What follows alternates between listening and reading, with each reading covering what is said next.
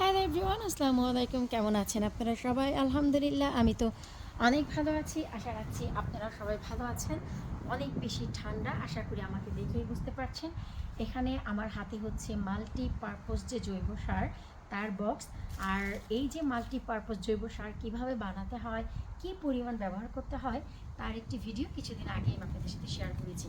আজকে এই জৈব সারের প্যাকেটটি আমি নিয়ে বাহিরে চলে এসেছি। এত ঠান্ডায় আমার পোশাক আশাক দেখে নিশ্চয়ই বুঝতেই পারছেন, কারণ এই যে একটি আমার গার্ডেনের পরিবর্তন এর আগে আপনারা দেখেছিলেন, এটি হচ্ছে আমার বেগুন গাছের বে। তো আমার এই বেগুন গাছের বেটি আমি অনেক আগে থেকেই প্রিপেয়ার করছি, অ্যাটলিস্ট 4 মাস আগে থেকে। কারণ 4 মাস আগে যদি আপনারা প্রিপেয়ার না করেন, তাহলে দেখা যায় যে আপনাদের গাছের ফলন ততটা হবে না যতটা আপনারা আশা করেন। তো এই যে আমার জৈব সার, এই জৈব সারগুলো ওয়াও এত বেশি ঠান্ডা যে কি বলবো। তো এখন এই যে জৈব সার আপনারা অনেকেই যা করেন, যে আমি জানি না যে ক্যামেরায় আমাকে কতটুকু দেখা যাচ্ছে, তো আমি একটু বসে নিচ্ছি। তো এই যে জৈব সার, এই জৈব সার এইভাবেই যদি ফেলে দেন তেমন কিন্তু কাজ করবে না। আপনাদেরকে এগুলোকে ভাঙতে হবে, গুঁড়াতে হবে, মুচড়াতে হবে। আর এই যে বেগুনের বেল, এই বেলটি যেহেতু আমার একেবারেই নতুন, সেই হিসেবে মাটির পরিমাণও কম, তাই আপনারা যাই দেন না কেন, যেই ধরনের জৈব সারই ব্যবহার করেন, আপনাদের মিক্স করতে হবে। লাইক এই যে দেখুন, আমাকে এগুলোকে মিক্স করতে হবে ঠিক এভাবে।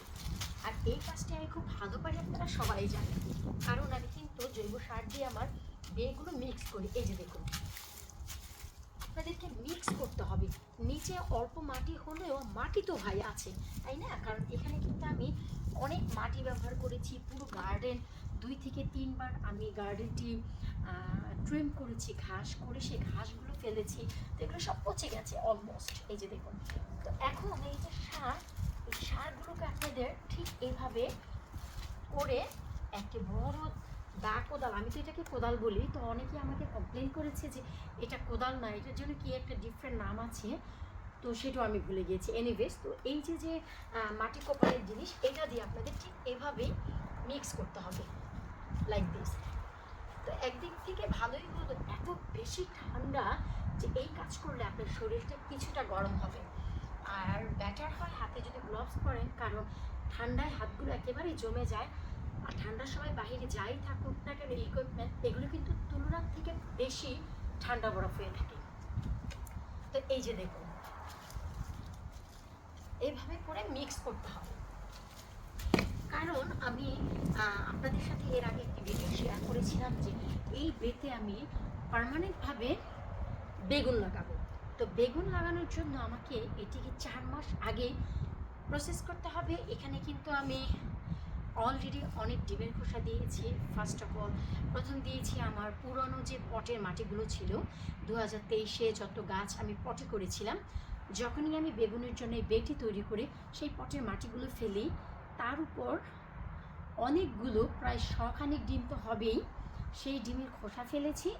তার উপর দিয়েছি ঘাস, ঘাসগুলো দেওয়ার পর তারপর দিয়েছি আমার গার্ডেনের যত অবশিষ্ট যে লাউয়ের গাছ, কুমড়া গাছ যা যা ছিল, সেগুলো যে আমি কম্পোস্ট করেছি ব্যাগে রেখে, সেই কম্পোস্ট কিছুটা কিন্তু আমি এখানে মিক্স করেছি। কারণ আমার লাউ গাছের মাচার নিচে যে মেইন জায়গা, সেটাও আমি প্রস্তুত করছি 2024-এর জন্য। এবং এই যে বেগুনের বেগ, এটাও আমি প্রস্তুত করছি। তো সেই হিসেবে আমাকে যে কাজটি করতে হবে, আমাকে প্রত্যেকটি হিসাব রাখতে হবে যে আমি কোনটাতে কী দিচ্ছি, এরপর আবার অন্য কিছু মিক্স করতে হবে। সো আপনাদেরকে অনেক ভালোভাবে মিক্স করতে হবে। যদি ভালো মানের ফল চান, আপনাদেরকে সব করতে হবে।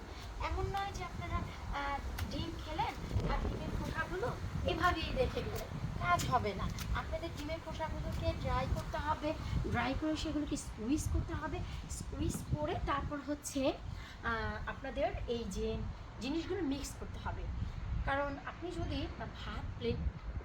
প্লেটে ভাত নিয়ে রেখে দেন, কোনো বেনিফিট নেই। কি আছে এখানে? প্লেটে ভাত আছে। কি আছে এখানে? প্লেটে ভাত আছে। কোনো বেনিফিট নেই। সে ভাতগুলো মাখিয়ে যখন খাবেন, তখন আপনার পেট ভরবে। এক্স্যাক্টলি দ্য সেম, আপনি যখনই কোনো জৈব সার এখানে দিবেন, এমনিতেই ফেলে রাখলে হবে না, আপনাকে মাটির সাথে মিক্স করতে হবে। যেহেতু মাটি কম, তাই আপনাকে আরও ভালো করে মিক্স করতে হবে। এখানে ঘাসগুলো অলরেডি পচে গেছে। তারপরে এই যে দেখুন, আমি আপনাদের একটু কাছ থেকেও দেখাবো যে এর পজিশনটি কি অবস্থাতে আছে। তো এই যে ভিডিওগুলো আপনাদের জন্য আমি করি এত ঠান্ডায়, আপনারা আপনাদের গার্ডেনটিও কিন্তু ঠিক 3 থেকে 4 মাস আগেই প্রসেস করবেন, নতুন গাছ দেওয়ার আগে। এটা আমি বারবার এই জন্য বলি কারণ এতে আপনারা অনেক বেশি লাভবান হবেন। এই তো আমি কাছ থেকে একটু দেখাচ্ছি, আপনারা নিজেরাই দেখতে পাবেন যে আমি কিভাবে প্রতিটি জৈব সার একেবারেই ঘাসগুলোর সাথে মিক্স করে দিয়েছি কোদাল দিয়ে কুপিয়ে। আপনারা নিজেরাই দেখতে পাবেন, এই যে দেখুন। কারণ শুধু ভালো মানের ফল আশা করলেই হয় না, ভালো মানের ফলের জন্য আপনাকে ঠিক ততটাই পরিশ্রম দিতে হবে। এই যে দেখুন, আর এই যে সামনে জায়গাটি দেখতে পাচ্ছেন আমার স্ল্যাবটি ঘেঁষে যেখানে পাইপ দেখতে পাচ্ছেন, এইখানে আমি অনেক ধরনের টিউলিপ দিয়ে দিয়েছি, বিভিন্ন কালারের। আশা রাখছি যখন হবে তখন দেখতে পাবেন।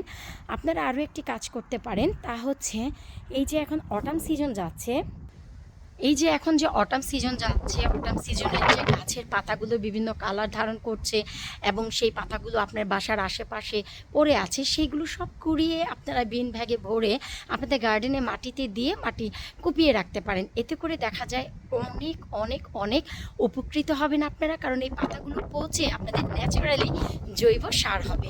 তো দেখলেন তো কিভাবে আমি আমার বেগুনের বেটি তৈরি করতে যাচ্ছি। তো আশা রাখছি এরপর আমি এই বেতে যাই মিশাই না কেন সব শেয়ার করব। এই যে দেখুন, দুইখান জ্যাকেট অলরেডি পরেছি এবং একখান হ্যাটও দিয়েছি, তারপরে দেখুন হাতগুলো একেবারেই জমে যাচ্ছে। তো যাই হোক, আমি ঠিক আরও 2 মিনিট পুরোপুরি কোদাল দিয়ে এগুলোকে মিক্স করব মাটির সাথে। তো এখন আর ভিডিওটা আর বড় করছি না। আশা রাখছি আপনাদের ভিডিওটি ভালো লেগেছে। কারা কারা অলরেডি গার্ডেনে মাটি তৈরি করা শুরু করেছেন জানাবেন। এটি শুধুই আমার বেগুনের বেড জন্য আমি প্রস্তুত করতে যাচ্ছি। আশা রাখছি আপনাদের ভালো লেগেছে। বিদায় নিচ্ছি এই ব্লগে, পরবর্তী ভিডিওতে আবারও দেখা হবে ইনশাল্লাহ।